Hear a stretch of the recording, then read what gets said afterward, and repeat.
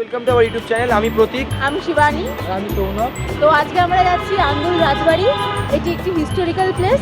তো যেতে যেতে দেখা যাক এর সম্পর্কে আরো কি কি তথ্য পেতে পারি, গিয়ে দেখি আর কি কি ওখানে এক্সপ্লোর করার মতো। হাওড়া নেমে গেছি আমরা, এখন হাওড়া থেকে ট্রেন ধরে আন্দুলের পথে রওনা দেব।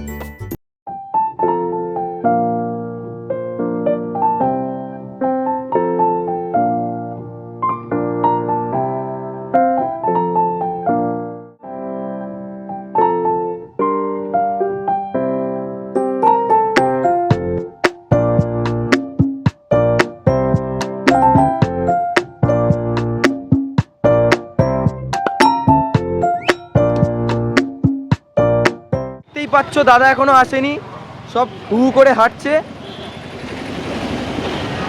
বলে না একজন লেট করলে যা অবস্থা হয়, সেরকম অবস্থায় পড়ে গেছি এখন আমরা।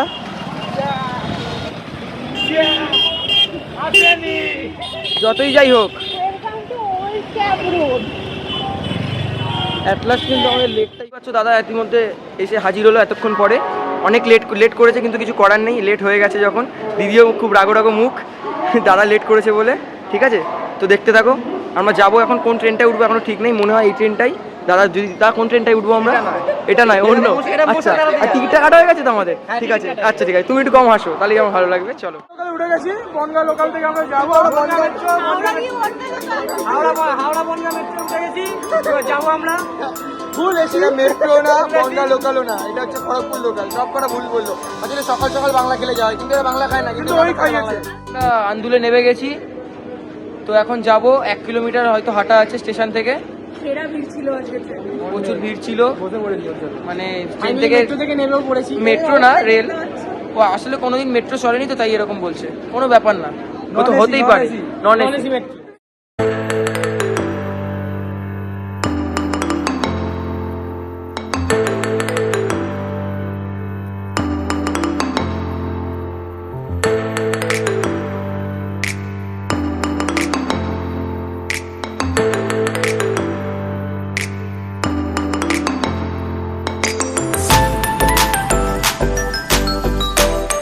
স্টেশন থেকে বেরিয়ে গেছি।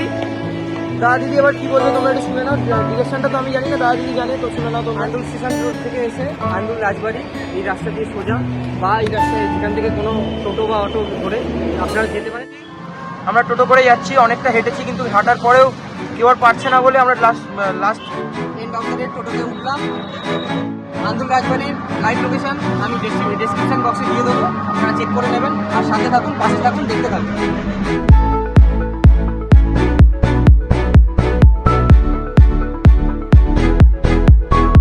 ফাইনালি আমরা আন্দুল রাজবাড়িতে পৌঁছে গেছি। সূর্য দেখতে গিয়ে ভীষণ লেট হয়ে গেছে, তাড়াতাড়ি ঢুকবো, তাড়াতাড়ি চল। ভিডিও শুট হচ্ছে।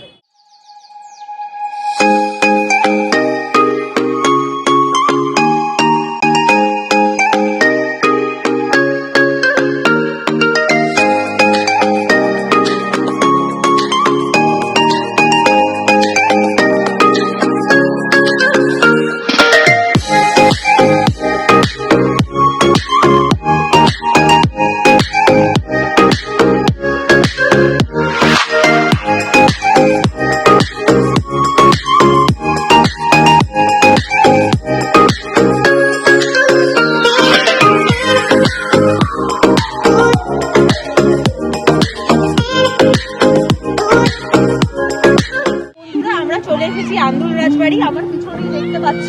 কিরম করে আমরা এসেছি ভিডিওটা পুরো দেখলেই বুঝতে পারবে। তো আমরা কিছু আন্দুল রাজবাড়ি সম্পর্কে জেনে।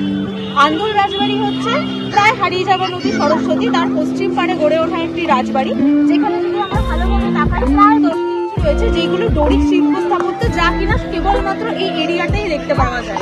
তো রাজা রাজনারায়ণ এই বাড়িটি তৈরি করেছিল প্রায় 2,82,00,000 টাকা দিয়ে, এবং 4টি রাজবংশ মোটামুটি রাজত্ব করে গেছে। দত্ত চৌধুরী পরিবার, কর রায় পরিবার, মল্লিক পরিবার এবং কুন্ডু চৌধুরী পরিবার। তো মল্লিক পরিবার হাওড়ার কিছু 10 আনা মতো জায়গা কিনে সেখানে একটি কাছারি বাড়ি তৈরি করে। সেটার ফটক অনুযায়ী আমরা মল্লিক ফটক, যেটা বর্তমানে নামকরণ হয়েছে। রাজবাড়ি থেকে বেরিয়ে এসেছি, খিদে পেয়ে গেছে সারাদিন ঘোরাঘুরির পর। তো দেখা যাক সামনে কি খাবার দোকান পাওয়া যায়।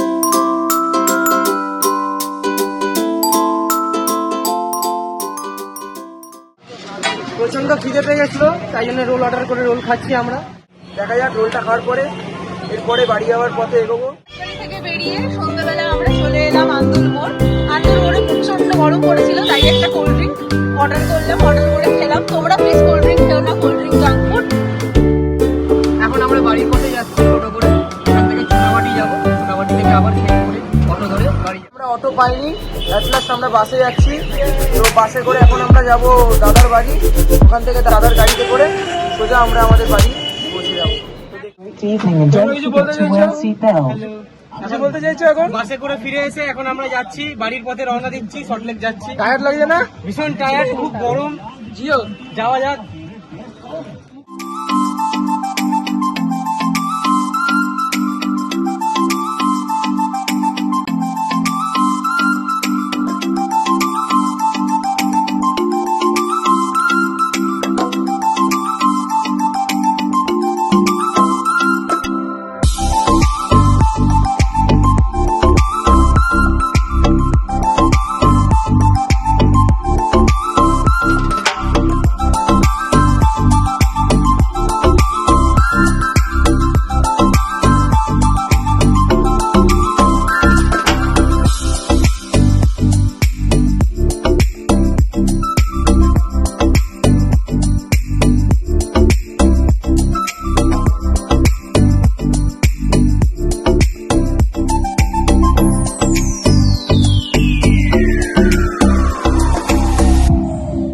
পৌঁছে গেছি সল্টলেকে। তো আমরা বেরিয়েছিলাম দুপুর 3:30 প্রায়।